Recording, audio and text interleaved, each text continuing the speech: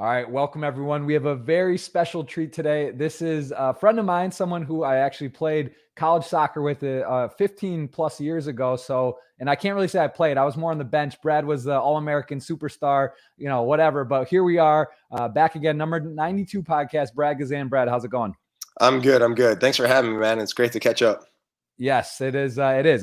This is exciting. So, as we mentioned, we haven't talked in a while, other than just a casual message here and there. So, congrats on your family, congrats on your career so far, and I know you're still going strong.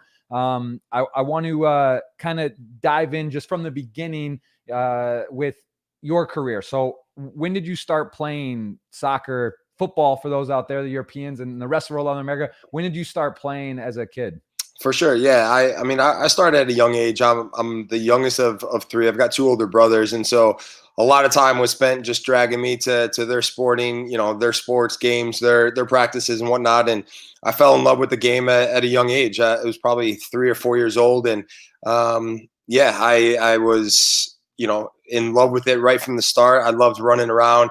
It helped that I always seemed to be one of the bigger, if not the biggest kid out there in terms of height. And so that part helped. But yeah, I fell in love with the game at an early age. And I was very, very fortunate throughout my career in terms of the steps that I've taken, that the opportunities that have presented themselves to myself and to help me along. So there have been a lot of people along the way. And so, like I said, I've been very grateful and appreciative of all those people that have helped me.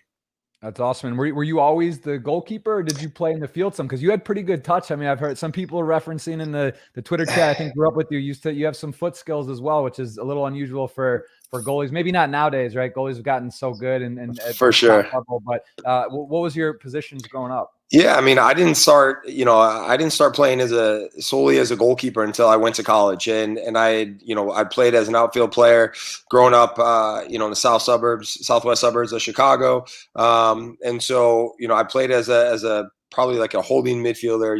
You'd classify it as in today's soccer world, but eventually my skill level kind of ran out, and it was capped probably in the high school days and the late years of club soccer. And to play at the next level in terms of college, I knew I was going to have to make a transition to being just a goalkeeper. That's not to say I didn't train as a goalkeeper. I trained as a goalkeeper on the days that my club team wasn't training. So if my club team was training on Tuesdays and Thursdays, Monday, Wednesday, Friday, I would train as a goalkeeper. I did ODP, which back in the day, was pretty big when I was growing up. And so I was a part of definitely. I was part of the ODP program. And I know the youth setup has changed a lot in today's soccer world. But I was very fortunate to make the state team at the ODP level and was able to open up some doors and have some people see me through that platform in terms of my goalkeeping skills. And I was lucky enough to be invited at the end of my high school career. I was invited to ESP, which was a camp that some of the top club players in the country would go to. And I had probably the best week of training and playing in those games. And all of a sudden, my the phone and letters from colleges started coming in, and being a Chicago guy, I wanted to go somewhere warm, and South Carolina was the next step in terms of the journey, and that's obviously where our paths crossed. Yeah, no, I remember this. I had a couple other training. Nice. I think you remember. I think this was from your year, maybe my freshman year. For sure. Very cool. So how did you choose? I do want to talk a bit about club soccer, but how did you choose South Carolina? Because same thing. I'm from Michigan. I played in the Michigan Wolves. I believe you were Chicago Magic. Two of the. I'm sure you guys battled at that age within the region. How did you choose there? Because it's so random for me as well. Sort of similar to what you're saying about the weather, just kind of random. But out of all the schools, I think it was the last one I looked at. Mark Burston, who's just, he's just around forever. I think it's his either last season or still here. I forget. And COVID's kind of crazy, but he's been around since day one there. Did he recruit you directly? And how did you choose South Carolina out of all the schools in the country to play soccer? Yeah. I was very fortunate, and I had some other schools lined up. I had taken a couple other visits, and ultimately after that visit to South Carolina, again, I wanted to go somewhere warm, playing playing indoor soccer, my elbows, my hips, diving on, you know, the old school artificial turf that's basically laid on top of concrete. My body was saying, right, we're ready for some warmer weather. And so South Carolina was where I ended up. And you know, I had spoken to obviously Burson, but at the time I was speaking with Paul McDonough, who, funny enough, you know, I guess it all comes full circle because he was here in Atlanta United when I came back from Europe. But we can get down, we can get to that part later in the show. But you know, he had recruited me. I'd spoken to some people that I had trusted in terms of the soccer world back in Chicago, and yeah, I knew it was a program that played at a high level. They had produced the likes of Clint Mathis, Josh Wolf, Henry Ring, who was a goalkeeper, and so I knew I was going to be in good hands with Paul, with the goalkeeping coach, Don Heikala as well. You know, being able to work with him on a day in, day out basis. So that part made it quite easy.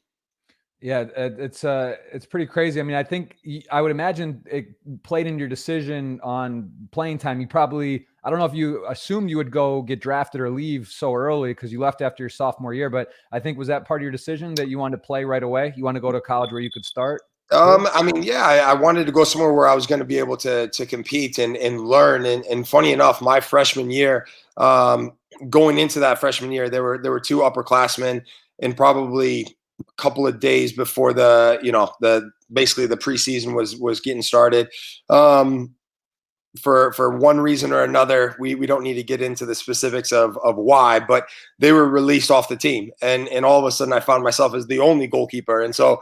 Wow. In some aspect, I fell into a lucky situation. And so, yeah, I was handed the keys, and I was going to be the guy. I was going to play. And, you know, luckily for me, I had a good freshman year. That summer after my freshman year, I went back to Chicago. I played PDL for the Chicago Fire Reserves.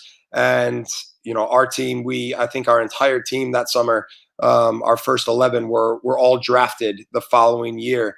And so then going back into my sophomore year, I knew that come the winter that I would have an opportunity to go to Major League Soccer if I stayed healthy, played well. And yeah, it all worked out. The stars aligned. And after that freshman, you know, the sophomore fall season, I entered the MLS Super Draft. And so, yeah, I saw I know you got drafted number 2 in the MLS Super Draft. Could you explain a little different? What does that mean? Was it the regular draft, or what is a Super Draft versus a draft? Yeah, to be honest with you, I don't think there's much of a difference. I think that's just the name that they give it. And so yeah, it's just the draft for college kids. Again, that has changed so much now with so many kids being tied to academies, tied to certain MLS clubs, even when they're in college in different parts of the country. And so it doesn't carry, I think, the same amount of weight as it probably did back then. But yeah, we were sitting in the convention center in Baltimore, and you know, that was the first year of Chivas USA, and was selected with the second pick. Thomas Rongen, who had been a youth national team coach when I was a kid growing up. I'd never been a part of his national teams, but he was now the head coach of Chivas USA out in LA, and that's where the next step of the career had taken me. It was the 2007 MLS Super Draft or 6? 2005. Oh, is it 05? But you actually. Oh yeah, no, that's right. Okay, I was thinking. I think it was 05. Right. Yeah, because you were that makes sense. And the player picked ahead of you. What was his deal? Is he still around? He was a. Were you the real number 1 then? No, he was a youth national team player from the under 17 national team, and the head coach of Real Salt Lake at the time. It was their first year in the league as well. And the head coach of Salt Lake he had just left being the under 17 national team coach to go into Major League Soccer, and so he had known Nicholas Basano from youth national team days. They had selected him. Thomas had selected myself, and yeah, it all worked out.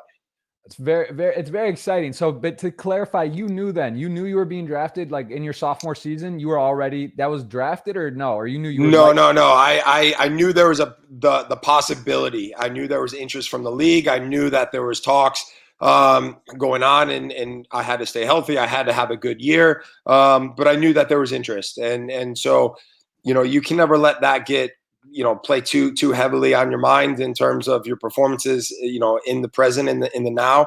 And so I just wanted to go out and compete, continue to get better, and yeah, I was able to do that and put myself available for selection. It's pretty crazy, man, to look it back. I mean, looking through your career, I have some notes and a ton of questions, ton of fun journey. You've been with the U.S. men's national team. You've played at the highest level. I think you were goalkeeper of the year in MLS in 2007 or eight, was it? You were the goalkeeper of the MLS. Is that right? I don't remember which year, but yeah, I was at some point.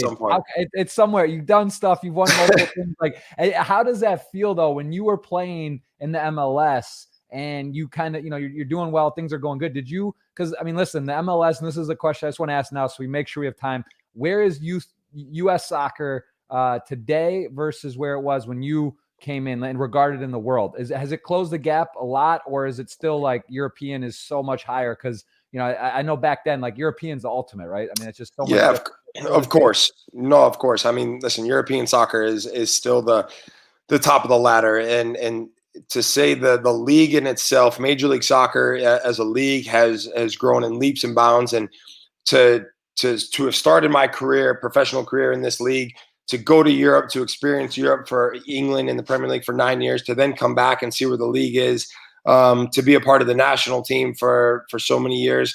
I'm very lucky in that aspect. And so to see the growth of the game in this country, it's phenomenal. I mean, we still have, and now there are the academies, and that, Michigan Wolves, where my team, and Vardar from Michigan. I would imagine it's Sockers and Magic. I don't know, or maybe they have more in Chicago. I mean, it seems like they're taking more of a European approach with these academies, these youth teams. They're feeding the MLS. It's getting more of a European sort of system in place. Is that fair to say? Yeah, and even like the MLS teams now that are investing so much into their academies, whether it be under 8s, 9s, 10s, these kids are now tied to these MLS teams at such young ages.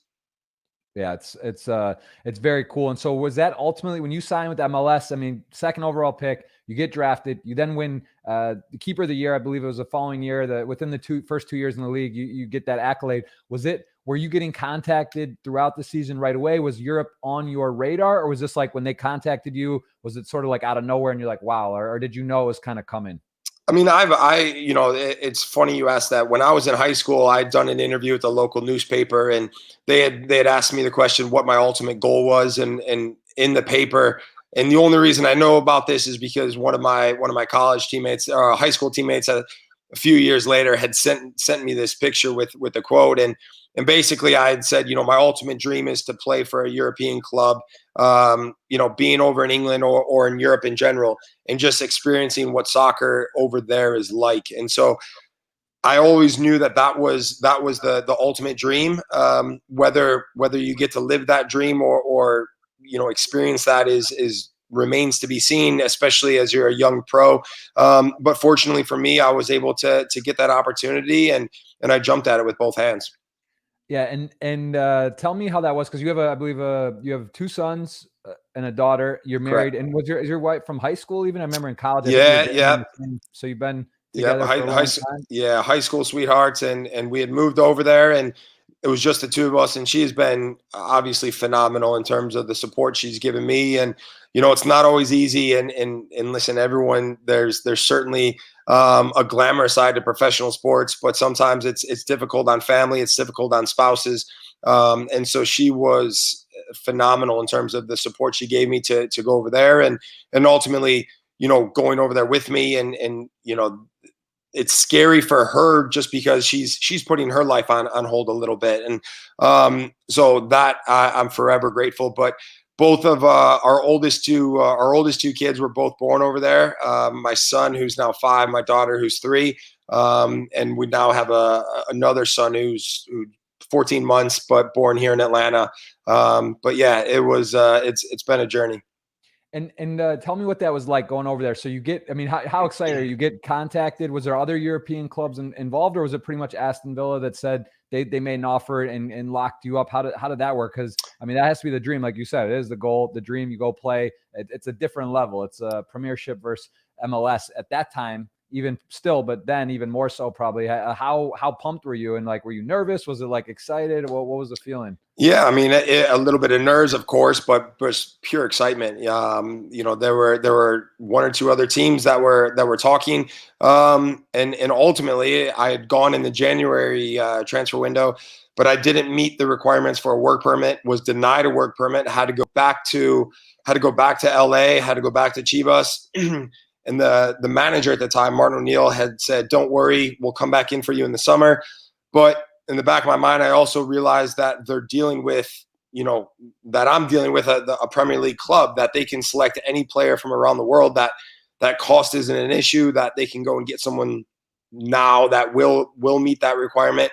But that was in the summer of 2008, and I was in Beijing for the Olympics that summer, and I had received the phone call while it was probably like 2 or 3 in the morning, but I had received a phone call from the club secretary from Aston Villa saying, "Congratulations, you've received the work permit, and now the contract and everything can go through." So straight after the Olympics, I was on a plane to go to England and start training with Villa. Very cool. Yeah, I was there in Beijing. We could have caught up then. We'll just for sure.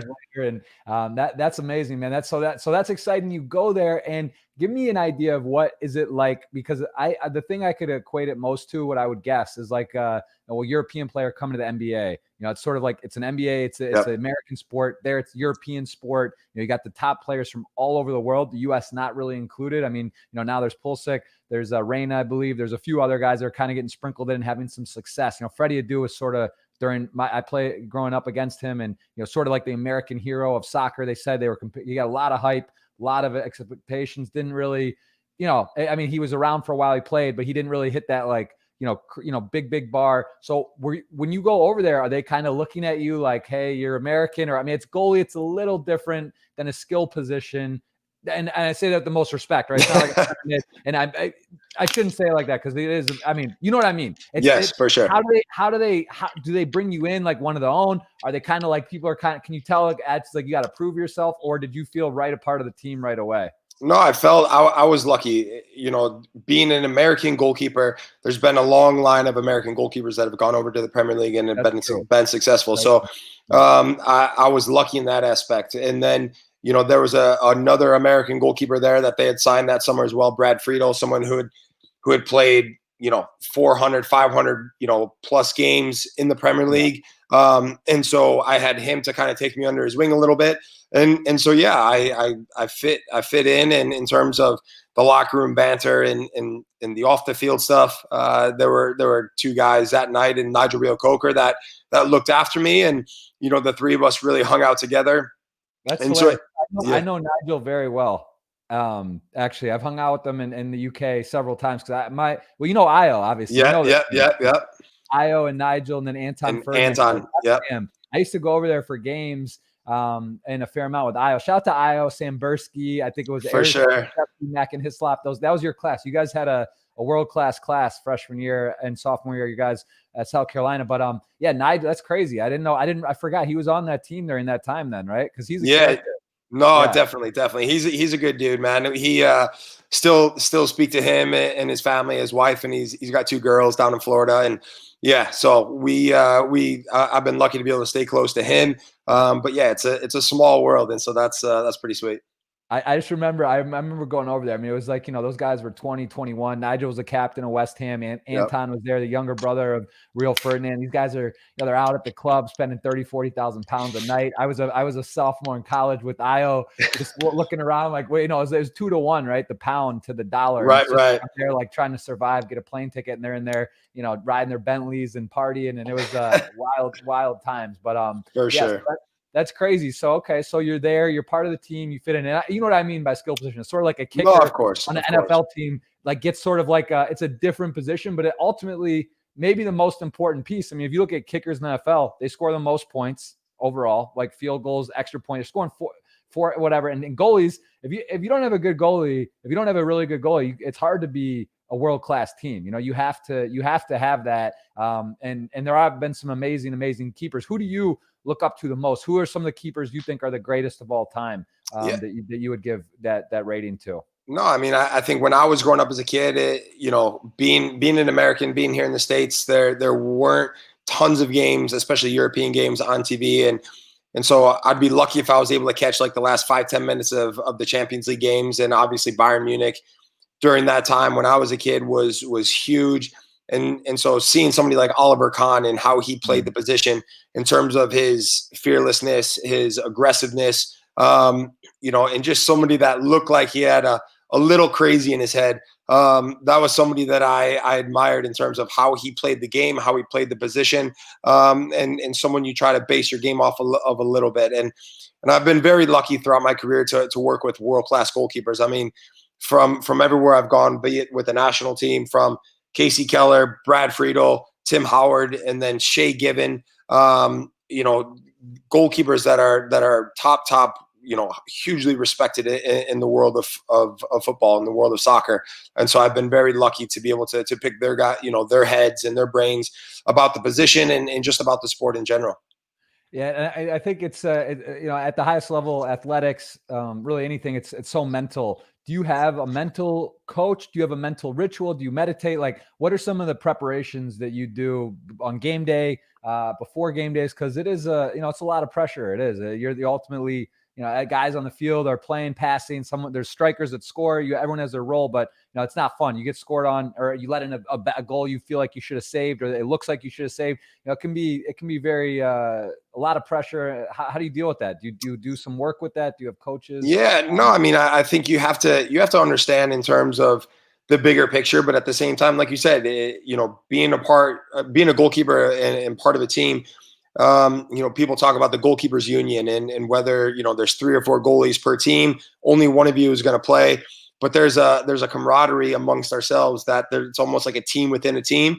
And you've got to be able to deal with adversity. You got to be able to deal with the difficult struggles that come with the position, because ultimately when you make a mistake, more times than not, the ball ends up in the back of the net. And as we know, the Premier League is such a high level that, the difference in terms of the games and the quality, if that mistake is down to you, that's certainly not a good feeling. And so you've got to have a short memory when it comes to mistakes, when it comes to good things as well. You can't get too high, you can't get too low, and you've got to try to keep an even head about how you approach training, how you approach games, and always be thinking at the next play, the next game. Absolutely. And looking back on your time there, I know you've had over 50 caps, maybe 60 some now with the U.S. men's national team. But in terms of Aston Villa during that 8-9 year stretch, were you on contract? Like initially, was it like a 1 year? Because it's kind of hard too. You move over there, you want to get like a house, you're building a family. Was it like, all right, I'm going to get a house and make my nest, or did you kind of feel it out until you got a longer term deal? Because it could anytime, it turns over all the time, professional athletes, and especially at the highest level. How are you able to sort of deal with that? Yeah, I mean, in terms of, how the contract structure, of course, when you go over there, you signed, I think my first contract was probably a 4-year contract. So you have the security, but at the same time, again, the financials for these clubs, it's not a big deal in terms of somebody makes a mistake, not a problem. We go out and buy somebody else. It was never about the money. It was never about the financial part of it. It was all about trying to perform and improve myself. Being an American, carrying that weight in terms of representing our country in the soccer elite, amongst the soccer elite. That was something I didn't want to. I didn't want to fail. I didn't want to let down anyone back home, and I knew that it was going to be hard. It was going to be a lot of hard work day in and day out, but it was something that I knew would be worth it, and I wanted to continue to push myself. And yes, you want to build a family. We were lucky enough to be able to do that. Being over there, and we settled into the English lifestyle quite easily. I think if there's any country outside of the United States, England is probably it. That's closest to the U.S. in terms of just the daily life of what to expect. They speak the language. You can get certain American foods and little things at the grocery store that make it feel like home. So that part off the field was pretty easy to transition into. Very cool. That's true. You could go to the Serie A, or you go to Bundesliga or some other place. It's going to be different, and the language barrier could be more tricky as well. But yeah, that's awesome. And what about agent? Did you do everything on your own? Do you have an agent? Did you have an agent? What's that like for your career? Yeah, I mean, I think it's important to have an agent. I've always had one. It hasn't always been the same one for one reason or the other. But at the same time, I think you certainly need one. They know the ropes. I mean, as you get older and later in your career, I've got friends that have passed on agents, and they end up doing deals themselves. But for me, that's not something that I want to necessarily worry about. I want to be able to focus on training and focus on playing. And so, yeah, I think it's, especially in the world that we're in now, in terms of being able to have relationships across the entire world, in different countries, different continents. You never really know where your next move might be. And so you need to have someone in your corner that's going to go to bat for you. Absolutely. Okay. That's interesting. That makes sense. What do you feel right now is the highlight of your career up to this point? I do want to just point out something that's pretty cool, because I did see a note that in the 2009 Peace Cup, that I believe Aston Villa won. I don't know exactly the teams that competed, but I think you guys won that. You won every game. You were the goalkeeper for one game that you didn't play, you lost. It was like an opening round, but you won the whole competition. And then, mistake me if I'm wrong, was it the finals penalty kicks, and you stopped Del Piero in the penalty kicks? I mean, because Del Piero, that's like, he's up there on the, growing up as like the guy, right? Like he was for sure. National team, like big as it gets, a big household worldwide name. And here you are, as a kid, you're in your backyard, you grow up, you're saving penalty kicks, and all of a sudden now you're winning tournaments and stuffing Del Piero. It's kind of surreal. Is that up there in your highlights, or what is your biggest highlight? To be honest, I almost forgot about that. I mean, let me say this: the Peace Cup is like a preseason tournament, and so yes, we're playing in this competition, we're playing in this tournament. Any chance to win a trophy, you want to win it, of course. And yes, we're in a penalty shootout. The final game goes to penalties. Okay, Del Piero steps up. I'm not even thinking. I'm just kind of in the zone. I'm like this young kid wanting to prove myself to my team and be able to be counted on from that aspect. He ends up going down the middle. I probably end up freezing myself, and I stand there. I save the penalty, and I give like a fist pump, and I'm like, yeah, like obviously totally in the zone. And he's probably looking at me like, who the hell is this guy? Like, all right, relax, guy. It's a preseason tournament. Like, calm down, with everything that he's done in his career. But obviously it was a huge moment for me personally, but also from a team standpoint. So it was cool to be a part of that. I would say that the greatest accomplishment so far for me would certainly be being able to be selected and represent our country. When you put that jersey on, when you hold that crest on top of your heart, to represent our country in major tournaments. I've been very lucky, and I still remember my debut down in Frisco, Texas. I was a bag of nerves, and I don't think I'd ever been that nervous for a game, and so just to represent the United States and on the world stage, a dream come true for any kid. And I do have to bring it up just because it's hard to understand, but like the U.S. has had a pretty, gone to the World Cup, had some pretty good results in the last I'd say 20 years. There's been some runs, some wins. U.S. has always been kind of an underdog in terms of the scope. The last World Cup, Pulisic is like emerging. People are pretty excited. The U.S. was like a 97 or I don't even know, 93, 98% favorite, something crazy to win. On the last day, they had to lose to Trinidad and Tobago, and 2 other games had to get a result perfectly. So almost impossible. And the USA doesn't make the World Cup. How devastating was that for being a part of the national team program for so long? I don't even know were you during that campaign, or how unlucky is that? How do you think America's going to rebound? And what's your feeling on that whole situation, which was pretty unfortunate? No, I mean, it was devastating. Plain and simple, it wasn't good enough. And we're a country that, as I said earlier, right, we have progressed. We've grown as a league. We've grown as a country. Our national team certainly has grown. And to not qualify for the World Cup, it was devastating for us that was a part of that group.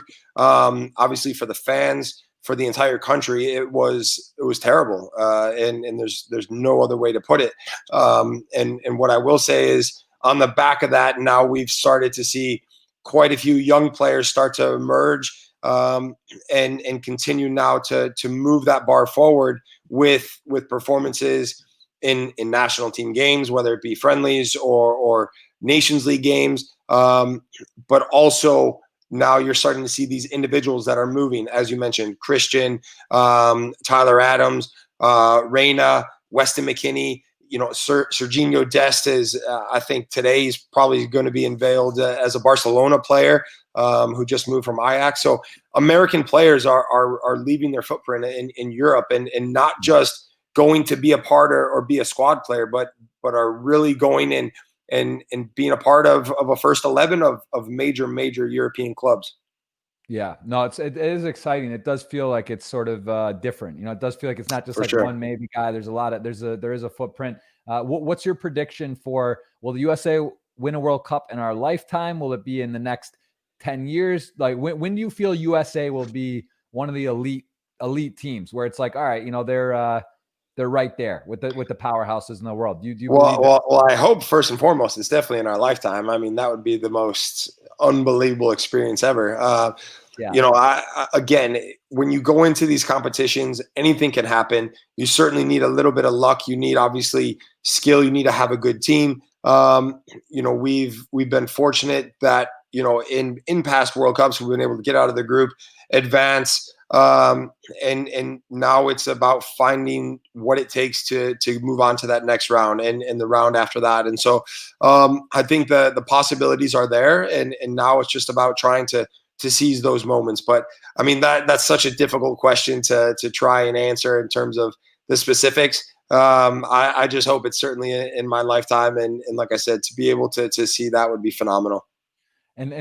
For sure. No, I think is it fair to say though that the levels getting increased as well, because in the past, the greatest athletes, you got LeBron James right now, and look at the best players in the sports that are the best athletes in the world are playing in America, these sports. If LeBron James was running full speed at you as a soccer player, it'd probably be pretty scary. It's something like, for example, is that fair to say? Because I mean, I think we have some of the best athletes in the world, but they're not necessarily playing the sport that we do, or we did. So, what do you think on that? Is there some of that because we're sharing it with NFL, MLB, NHL, the best athletes, that's sort of been part of the problem, or is that just what it is? No, I think that actually helps Americans. I think you're starting to you automatically you have these athletes that are kids and guys and girls that are able to play, and they're athletic, they're strong, they're quick, they're fast.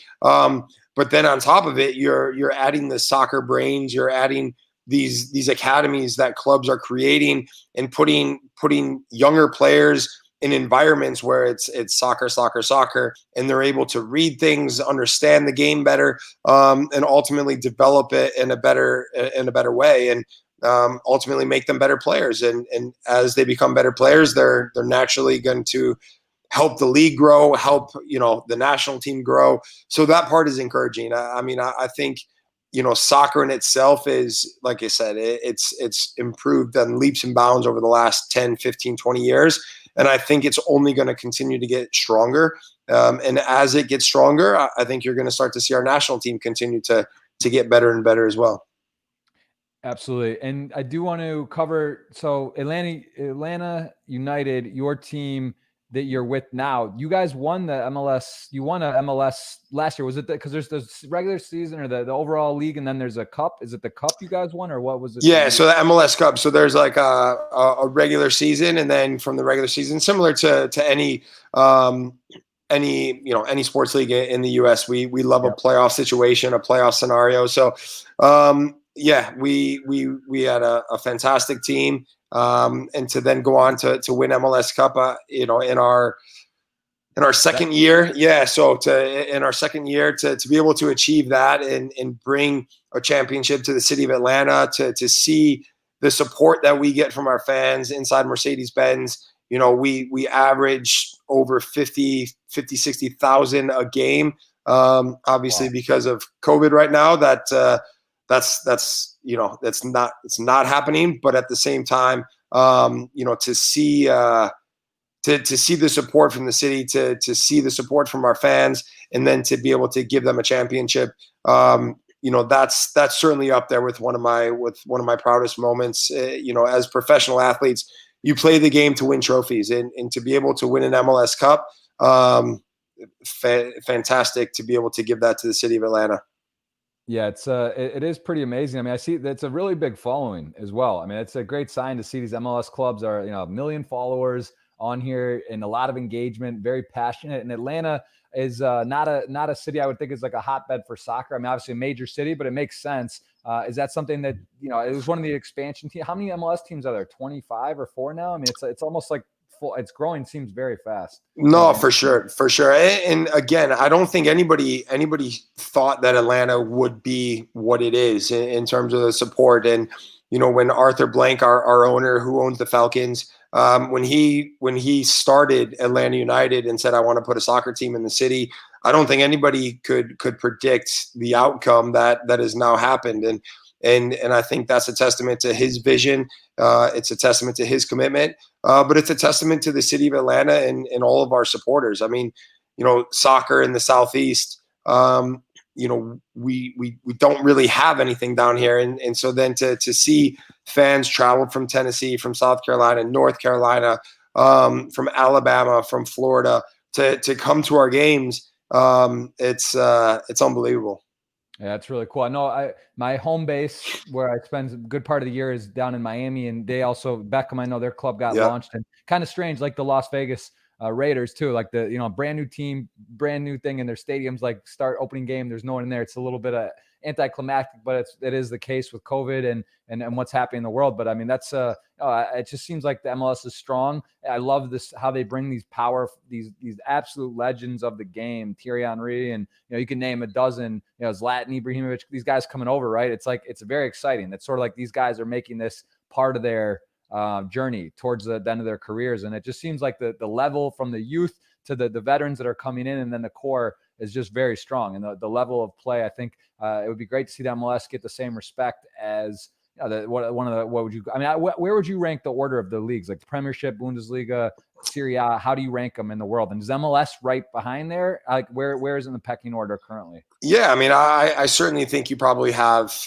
the Premier League, Bundesliga, Serie A, La Liga. But then after that, I think you could start to put MLS, Major League Soccer, certainly in the mix and in the discussion, because you look at not only the quality of player that we're getting from Europe, but that we're producing first and foremost here in the United States. And then on top of that, the amount of South Americans that come to play in our league and use it as a launch pad to ultimately go to Europe. Someone like Miguel Almiron, who obviously was huge for us in Atlanta United. To sell him, I think we sold him to Newcastle for $25 million or $20 million. That's a huge fee, and that's great for the league to be able to see his progress over such a short amount of time, to come to Atlanta, to be so dominant in the league, and then ultimately get a huge move to a top Premier League club. I wouldn't say top Premier League club, but I would say a big Premier League club in terms of following and support. But to see him go to Newcastle United and now be playing in the Premier League, that's what you want to see. Yeah, that's amazing. And what about for you personally? You're 36, freshly. Happy birthday! I know September 9th, right? Yeah. Celebrate. We're getting up there, man. The years fly. But what goalies can? Tim Howard, how old is he? Where is he playing at the moment, or how old is he? Is he like 42 or 3 or? No, I want to say I think he just turned 40. Yeah, I mean, I don't know. Hopefully have a few more years left in the tank. I feel good. I look after my body. but at the same time, you don't want to just be hanging around and realize like, hey, listen, the ship sailed and I'm just stuck here now.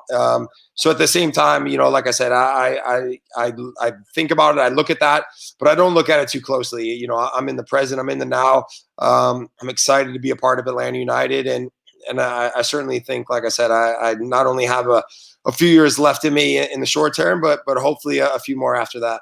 And is that, I mean, I think you've been so immersed. It's been such a big part of your life. Would you be interested in doing coaching, or is there, so what do you see after, once, you do hang up the cap for playing? What do you anticipate to do? Do you want to be involved in the game still? Yeah, I definitely want to be involved in the game. The game has given, myself and my family so much. I'm extremely appreciative of what this game has done, not only for me and my family, but in terms of just life and the lessons that it can teach, kids, it can teach adults. And so the experiences that I've had traveling the world playing this game, I want to be involved in the game. What that is specifically, I'm not exactly sure. You sound like my wife asking me what the plan is after the playing days are over. But like I said, I don't have a specific answer at the time, but I'm sure something will come to me. Yeah, definitely. I do also got to ask, because again, this is, so you have to understand, I know we haven't caught up in a while. This is primarily, my audience is like poker audience. I've gotten into podcasting. There are some people outside of poker, and this is a treat to catch up, get to talk as well. But give me a little bit of the poker. Do you play ever? Do your teammates play? Like in the Premiership, what were guys playing on the plane and the buses? Like what's your poker appetite these days? Yeah, I mean, listen, I'm all for it. We just got out of a bubble. We just got out of a bubble in Orlando when we, in the month of July, we were there, and so there were a few poker nights, and I think I won one or two hands, so that part was good. Listen, I enjoy the game. I definitely enjoy the competitiveness and being able to read people, and or at least try to at least. In terms of what guys were playing over in England, they weren't playing poker, and all I know is that there was a decent amount of money being exchanged between guys, and not one that I wanted to get involved in. I wasn't ready for that. But no, there have been some poker tables with our national team, with guys playing, and so yeah, we have a good time and a good laugh. Very, very cool. Yeah. So I do want to take some questions, because I know you got to get running here pretty quick, but we have a lot of engagement. Also want to give a shout out to the month of September with the Kick Childhood Cancer. I think that's something, your initiative you're involved with, the MLS is involved with over here. And could you maybe just say what that is exactly? Yeah, for sure. The month of September is Childhood Cancer Month, and trying to bring awareness. And so I believe it's $25 every time the hashtag Kick Childhood Cancer is tweeted out. And so in partnership with Continental Tire. And so, yeah, just trying to bring awareness, and when we're able to do things like this, and because of obviously COVID, but normally we would be going out to hospitals, visiting with kids, engaging with them face to face, trying to bring a smile to their faces in such difficult times that they're going through, whether they've already beat cancer, they're fighting cancer, or have just been diagnosed. So yeah, that's something that's close to my heart, but also close in terms of what the league's trying to do as well. Very nice. And just before we take a few questions, what is the COVID impact with your community in general? How has Atlanta been doing? Do you notice that are they wearing masks? Are they social distancing? Are restaurants, bars, like what's the overall landscape of Atlanta, at least from what you've perceived? Yeah, I mean, I think everyone wants to try to get back to some sort of normalcy as quick as possible, but at the same time, I think wearing masks, social distancing, doing all the things that certainly can help us get back to normalcy that much quicker. People are certainly taking those initiatives here in Atlanta, but at the same time, I also know that it's difficult, and there have been so many thousands and thousands of people affected by this, and so it's something that isn't going to change overnight. It's something that we have to continue to push forward with, and continue to help each other, so that, like I said, ultimately at some point we can get back to some sort of normalcy.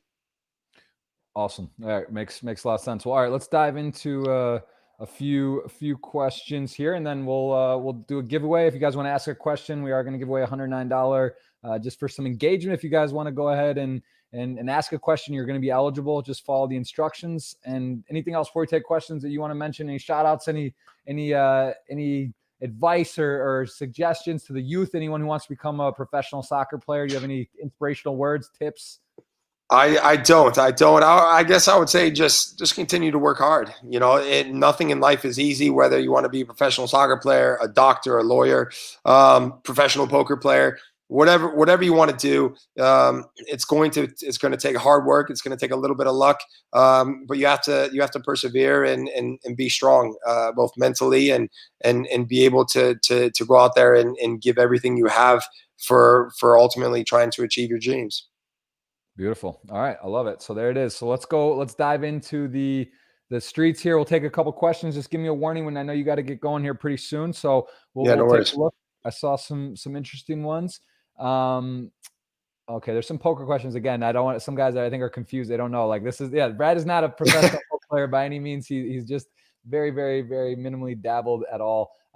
For sure. Person didn't. I never got along. Like, I'll say this, in my whole career, I was captain of my Wolves team. I was always, every coach I got along with swimmingly. And Burson, I think he didn't love that I played poker. I think he knew the Bible Belt, South Carolina, the untraditional. And here's this kid comes in, and I was wheeling and dealing and playing, and some of the guys, whatever. I just feel like we never hit it off. But I don't know. Brad, how was my Brad? We played a little. I mean, I didn't play, but in practice and scrimmage, I ripped a couple ones on you. No, I'll give you credit. You definitely had a bit in the locker, so fair play. I was slow. I wasn't much of an athlete, but I went up and down.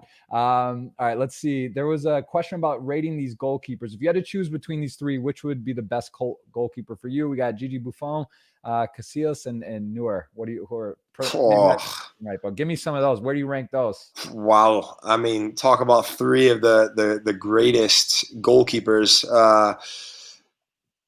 Yeah, I mean, in this, I don't even know if I could put him in order. I mean, I think in terms of Neuer, he's changed the position, I think, a bit in terms of his starting positions. Some of the the plays where he's running out of the box and he's doing this and he's doing that. So I think I'm gonna put him and Casillas on the same level. And the only reason Gigi's behind him is because he doesn't have the Champions League. But I mean, listen, he's won everything in the game. He's won the World Cup. I mean, those three right there are top goalkeepers. Yeah, that's a strong pedigree. Let's see. There's some crazy questions. Favorite European football team and why? I never really had this is my diehard team that I support. Again, being an American in the U.S., growing up as a kid, there weren't many European games on TV, and so I'm gonna go with the club that basically groomed me and made me the professional that I am, and I'm gonna say Aston Villa. It's a club that I watch dearly in terms of their current games, their current status, where they're at, the signings that they make. To be able to see someone like Jack Grealish, who broke into the first team when I was still there, to see Jack doing so well, to see where the club is in terms of survival from last year to now 2-0 in the Premier League, off to a good start. Yeah, I think that's a club that myself and at least my oldest son, we watch those games, and he's got some of the chants down, and he's got his pajamas set from when we were there. And yeah, so I'm going to say Aston Villa. Very nice. Yeah, there's definitely, I mean, that's a strong club. You got to make sure you give Nigel my number. Tell him hello. I haven't talked to him in over a decade, but Will do. Back in the day. That guy, what a character. do you remember your first goal? Like, do you remember playing as a youth? Because I guess you did score goals. You used to play in the pitch. Do you have like memories from your first ever games as like a rec and ed or? No, I mean, I don't remember any plays specifically. When I was a kid, probably when I was 4 or 5 years old, I had this like black and white photo of me playing on the field and playing AYSO and, running down. It's a still photo, obviously, but I'm running down the field and I'm head and shoulders above all the other kids. And I mean, that's just like the pure joy and the excitement of the game. And, even now when I watch my son go to soccer practice, my daughter, she just started soccer, and I watch them playing and running around the field. I mean, that's what it's about, the enjoyment of the game, falling in love with the sport. And so that's, for me, that's what it's all about. Are your kids at that age now? Do they know you're a big deal in terms of with soccer? Do they know you're like playing professionally, and do kids at school like, oh, that's cool, like let's watch it and that's like awesome? Or do they not really understand like that? No, my oldest Aiden, he knows and realizes, what's kind of happening. He tells me at times, a couple weeks ago to sports day, didn't want anything to do with a U.S. national team jersey. Didn't want anything to do with an Atlanta United jersey. He wanted to wear his YMCA jersey. And so he wanted to wear his soccer jersey. I said, absolutely, buddy, go for it. And so, he's telling me there's other kids wearing Atlanta United stuff. And I said that's awesome. That made me super proud that he wanted to wear his jersey and it was about him. And we'll be out at whether the grocery store or a restaurant or wherever, and he'll see Atlanta United, somebody wearing Atlanta United gear, and he'll be like, Daddy, Atlanta United. So he definitely gets it, and it's pretty sweet. Do you have how the season's pretty new then, the MLS season, correct? Is it for this? No, we just hit the halfway point, but I mean they shortened the season, and right. So that's right. We've got I think there's probably 8 or 9 games left, and then there'll be playoffs after that. So do you have a game against Miami coming at any? Do you know? We do. Yeah. So I'm not sure if they're having fans. A lot of the stadiums they're not having fans yet, but at some point, if we're back down there, we'll look to get together. Yeah, I got to get when I'm back. I'll look at the schedule. That'd be cool to try to meet up there for sure. Well, and a couple more here before we'll let you go. I know I told you I'm not. You got to give me a sign. I'm not all good. What about pregame rituals, superstitions, weird stuff? Do you have any pregame stuff you like to do? Socks, lucky things, rabbit foot, anything? I'll be honest. I'm not very superstitious in that standpoint. I don't need to put my left shoe on before my right, or my right sock on before my left sock. I try to stay calm. I try to stay relaxed, focus on the game, on the opposition, on their attacking players, on what we're trying to do. And so, nothing too crazy. Sorry to disappoint. I mean, no, I think that's good. That's I like it. I like that there's, you don't, I think it's funny when people have that stuff, but no, it's good. That's good. You don't. What about penalty kicks? Do you do like research studying? What type of game film and work are you doing when you go into a game? Because I was thinking it's similar to poker where, my dad actually asked me this question. He was saying, does Brad study and know which way the guy's going? But it's similar to poker. Like you got to be balanced, right? Like I'm sure Ronaldo and Messi and these guys, they don't go left every time, of course. Right. So like, do you do any work in terms of tendencies? What is let's start with that, and then the next question I have a follow-up for. But do you do any stuff? Yeah, no, definitely. Yeah, we look at video. We look at obviously penalties. Not even just specific to penalties. We look at attacking movements through the run of the play and throughout the game. So there's certainly video in your understanding what certain attacking players like to do, left-footed, right-footed. But in terms of penalties, yeah, I mean, you watch them take penalties. You watch what their tendencies are. But at the same time, players are so good now where they can go 20 times to their right and they can do everything the same. And on that 21st time, they can go to the left and they could disguise it so well. So it's certainly a little bit of luck involved, but at the same time, you try to prepare yourself as best as possible. Yes. And what is the most difficult player to play against? Because I guess that's part of the treat of playing the national team, playing internationally, playing the Premier League. You've played against some of the biggest names, the toughest strikers, the best players in the world. What to you is the most difficult to play against? Guy that is a forward with the rocket foot? Is it someone that's they releases quickly. What's, as a goalkeeper, the hardest to play against? I think somebody in terms of their movement. So for me, somebody like Sergio Aguero, you never know where he is in the box. His movement's so good. He could be at the near post, the far post. He's able to hold up the ball in terms of, he's small, but he's strong. He's got a low center of gravity, so he's quick on the turn. He's got a quick release with his shot. He can shoot left foot, right foot. And I've seen him pop up a time or two and score with his head. So, like I said, his movement is very good, and someone that you've always got to try to keep an eye on when the other team is coming down the field to attack. Is there any, and again, this would probably be more about luck and just randomness, but is there any guy, like, is there a couple of players that have just, you played against, and for whatever reason they've scored, noticeably more goals than any other player? Like maybe some guys have scored 1, 2, 3 against you, but over your career in the Premiership, that just like, you're like, oh shit, we're playing. What's and probably get a bucket. You know what? I don't have those names, and I'm sure there's people out there that will let me know those names if there are some. Like I said, I'm shaking out of your head right away. You don't exactly. I'm sure they're out there. I'm sure probably Sergio Aguero is probably up there. But like I said, our people on Twitter will certainly let me know if they can find out. And what about, give me some big names you've played? I would imagine it's a lot, but have you battled? Have you been against Ronaldo, Messi in those national team matchups, or any other cups or tournaments? Have you played against some of the biggest names in the game at the moment right now? Have you battled with a lot of those guys? Yeah. No, I've been lucky in that aspect. Lucky or unlucky, the whichever way you look at it. I've been on the field against Messi. Again, I'm sure people will bring up the gif of his free kick in the Copa America. One that I've seen probably too many times to count. I've been on the bench when we play Portugal in the World Cup, and to see Ronaldo, and so I've been very lucky in that aspect.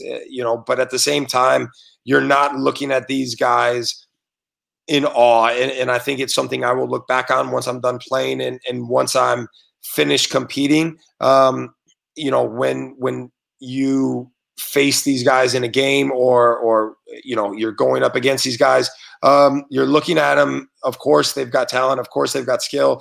But you're looking at them as a competitor, and wanting to beat them and win and get the better of them, and try to do everything you can to put them off and allow yourself and the team to be successful. So you're not looking at them with these huge eyes. You're looking at them in a sense of wanting to beat them and win, plain and simple. Absolutely. Is that in the World Cup? The next is 2022. It's, I guess, in Qatar. Is that Yep. right? And they're going to move it to the winter. Is that the winter? Yeah, I think it's going to be like November, beginning of December time, or something like that. Yeah. Because I mean, it would be like the AC on the field, and it'd be like 120 during the summertime. Crazy for sure. What are your thoughts on that? And give me two things. Will you be potentially participating in that? Is that something, right? What is the current pecking order of goalie pedigree right now? Like, where is, Tim Howard I think he retired. Is that right? Yep. He's finished. Yeah. I mean, listen, I think I've always said, being a part of the national team, again, is the greatest honor. It's one of my greatest achievements to be able to represent our country. And as long as I'm fit and able, I'll put myself up for selection, but that's ultimately down to the manager. The manager has to make those decisions. And if my name and number is called, fantastic. If not, then you wish those guys all the best. For me, it's about competing. It's about stepping on the field and helping your teammates. And so, again, the greatest honor to be able to represent your country and to be a part of a World Cup. I've been fortunate enough to be a part of two of them. And so only time will tell. I can't predict the future. We'll kind of have to see how it all plays out. But like right now, there's friendlies going on, qualifying starts. Where is the current situation with the national team? Are you going to games? Are you part of it? Is like, because it always sort of like rotates, or there's like a pool, right, of 30, 40, 50, I don't know, like guys that train and kind of they bring in and out depending on people's schedules or what games, the friendlies, who participates. When is the last national team game you participated in? And are you currently involved with the program? Like, how does that work? Yeah, I mean, I would certainly say I'm part of the program. I mean, I think the last games I couldn't even. I think last fall were the Nations League games that I was a part of. But at the same time, this the COVID, it's been crazy for everybody. And so the national team, we were supposed to have a game in October. That's been postponed, and I think the next set of games will be in November. So we'll kind of have to wait to see how those kind of play out. But then qualifying, I believe, is going to start next August. There'll be a Gold Cup in the summer. There'll be Nations League leading up to that. So there'll certainly be some games starting again in the spring, and then qualifying will start. Like I said, I think August or September, and then the World Cup will be the following year. So it'll be a condensed schedule, but certainly one that will be exciting for everyone involved in U.S. soccer.